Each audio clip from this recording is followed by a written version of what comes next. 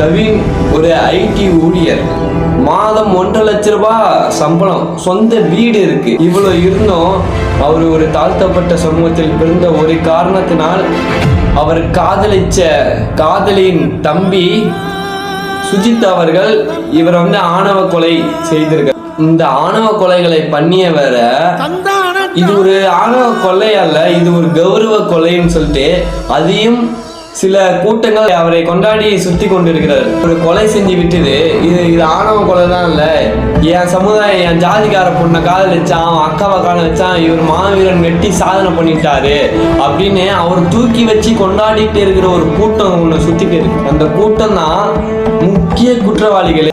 கஷ்டப்பட்டு படிச்சு நல்ல வேலையை பிடிச்சி மாசம் 1.5 லட்ச ரூபா சம்பளம் வாங்குற இந்த பையன் உங்களுக்கு கீழ் ஜாதியா?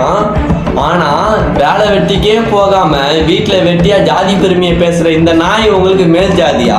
கவின் காதலித்த அந்த பொண்ணு சொல்றாங்க, நான் கவினை காதலிக்கவே இல்லை, அவன் தான் என்னை காதலிக்கிறான்னு சொல்லிட்டு என் பின்னாடியே சுத்திட்டு வந்து தொல்லை கொடுக்குறான் எனக்கு அப்படின்னு அந்த பொண்ணு சொல்லியிருக்காங்க. ஏமா நான் உனக்கு தெரியாம தான் நான் கேட்குறேன், நீ கவினை காதலிக்காம தான் அவர் கூட புகைப்படம்லாம் பல இடத்துல சுத்திட்டு எடுத்துக்கொண்டு இருந்தியா? நீ பணத்தை எல்லாம் செலவு பண்ணும்போது தெரியலையா அவனுக்கு அவர் கீழ் ஜாதி பையன்? இந்த மாதிரி ஒரு பொண்ணால தான் இன்னைக்கு பல பொண்ணுங்களுக்கு கெட்ட பேரு. நான் காதலிக்கவில்லை என்று அவள் சொன்னதும் ஜாதி சிரித்தது, காதல் தோற்றது. காதலன் மீண்டும் 2வது முறையாக இறந்தான். இன்றைக்கு கவின் மரணத்திற்கு நீங்களும் ஒரு காரணம் தான். ஏன்னா புரட்சியாளர் அம்பேத்கர் அவர்கள் சொல்றார், பிறந்த சமூகத்துக்காக போராடவில்லை, நீ அச்சமூகத்தில் முதல் சாபக்கேடு நீதான் சொல்றாரு. நீ எத்தனை பேர் ஒரு போராட்டமா இருந்தாலும் சரி, ஆர்ப்பாட்டமா இருந்தாலும் சரி, எத்தனை பேர் நீங்க இறங்கி களத்துல இறங்கி நிக்கிறீங்க? களத்துக்கு வாங்க.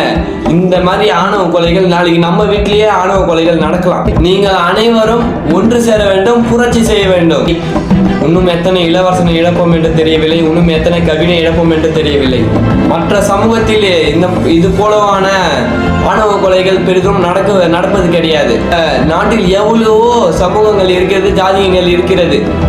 நாடார் ஜாதி இருக்கிறது, வன்னியர் ஜாதி இருக்கிறது, செட்டியார் ரெட்டியார் ஜாதிகள் இருக்குது, தேவேந்திர ஜாதி இருக்கிறது.